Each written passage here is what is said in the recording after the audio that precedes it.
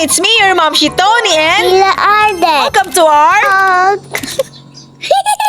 Hello mga mi! Another day, another vlog! Ito na nga mga mi, Biyernes nga ngayon at naisipan ko na nga maglaba. Dahil mga mi, kapag araw ng Sabado ay talaga namang napakahina ng tulo ng tubig. Opo, salamat! Alam nyo naman mga mi, kapag Monday to Friday, araw yan ng pasok ng mga bata. Kaya naman kapag araw ng Sabado, laba day yan. Kaya mga mi, alam nyo ba yung tulo ng tubig tuwing Sabado, mas malakas pa ang ihi ni Aiden. Ay mali! Hindi, mas malakas pa ang ihi ng mga langgam. Ay, mali na naman. Salamat na lang sa lahat. Pero kidding aside mga mi, ang hina talaga ng tulo tuwing Sabado. Kaya naman ngayon nga, naglaban na nga ako. Mating nga si daddy mga mi, ay nakita nga niya si Aiden na nagwawala. Gustong gusto niyang lumabas. Kaya naman nilibot nga muna siya ni daddy Bong saka ni ate Aki for the go. Kaya kinuha ko na yung pagkakataon na yun para makapaglaba mga mi. Nung natapos ko na nga mga mi, isa lang yung first batch, ay dumating na nga yung mag-aama ko galing sa paglibot. Nilakad nga lang nila mga mi mula dito sa aming bahay hanggang dun sa bahay ng aking biyanan. Kaya naman ayan, napagod nga si daddy kaya nagpatimpla sa akin ng kape. Kaya naman tinimplahan ko na nga siya mga mi dahil ako ay isang ulirang asawa sa umaga at Viva Max artist sa gabi. Ay, for the go, thank you. Mamaya nga lang ay dumaan nga dito sa amin ang aming kumpare na si paring Nico kasama ang kanya anak na si Zion. But din pala sila mga mi dahil naiinip nga si Zion at ayan na nga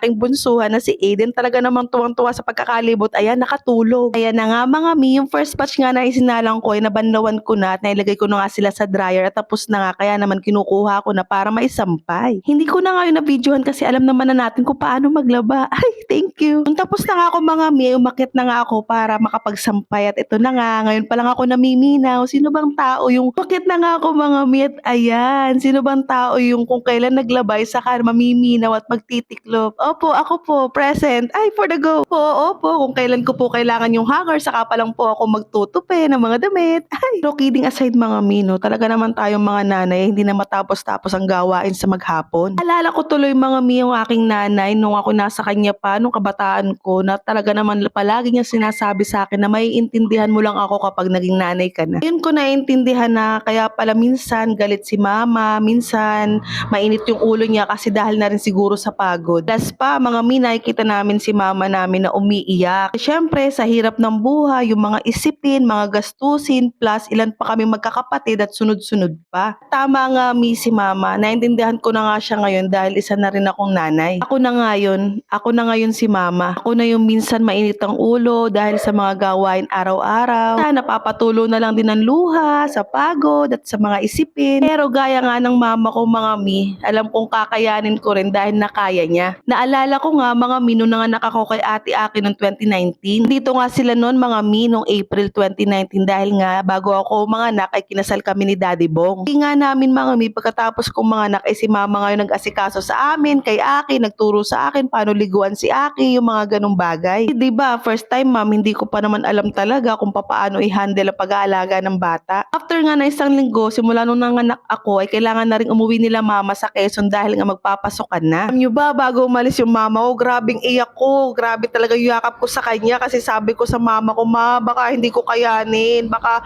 mapabayaan ko si Akila. Anong gagawin ko? Paano? Tapos mga miniyakap din ako ng mama ko at sinabi niyang kaya mo, kakayanin mo para sa anak mo. Tumulo na lang talaga ang luha namin habang magkayakap. Mga mi, totoo talaga yung kasabihan na it takes a village to raise a child. Di siya biro talaga. Pero thankful din ako talaga kay mama, sa kapatid ko noon, kay Melay kasi pumunta rin siya dito noon para tulungan ako pag-aalaga kay ate Aki. Thankful din ako sa aking asawa noong mga panahon na yon dahil talaga namang ang haba rin talaga ng pasensya niya. Mga mi, bigla-bigla na lang ako nung umiiyak, bigla-bigla na lang gusto kong magwala ng mga panahon na yon. Grabe talaga siguro dahil wala kang tulog tapos first time ma'am ka pa, hindi mo pa alam kung paano gagawin. Pero nga lahat ng yun nung umalis na nga sila mama, kaya talaga namang magpapasalamat din ako at nalagpasan nga namin yung stage na yun. Ayun nga mga mi, sa pangalawang pagkakataon, pag second mom ka na pala, alam mo na, kumbaga gamay mo na kung ano yung gagawin mo, kaya naman nag-smooth talaga. Iba-iba talaga yung mga baby no, mga mi, kasi si ate Aki nung talagang ayaw niyang matulog, nag-iiyak, nagwawala, pero itong bunso ko naman, lagi siyang tulog, masarap ang tulog niya sa gabi, iiyak lang siya kapag puno yung diaper, kaya gutom. Napakahalaga talaga no mga mi yung suporta, lalo na kapag bagong panganak ka, mga taong nasa paligid mo. Lalo na mga mi yung suporta na nanggagaling sa ating asawa. Kasi mga mi, totoo talaga yung kasabihan na tayo, makakapili tayo na mapapangasawa natin, pero yung mga anak natin, hindi sila makakapili na magiging ama nila. Kaya naman, sa mga kabataan dyan, anong ulam? Ay, for the go! Na nga mga mi, ang bagong kwento ng ating buhay, pag-ibig at pag-asa. Ay, mali na naman. Mga mi, napahaba na naman ang chika minute ng mamshi nyo. Kaya nga mga mi, for today's video, sana nagustuhan nyo ang vlog ko na to. Thank you for watching mga mi. See you on my next vlog. Maraming salamat sa panonood. Bye-bye!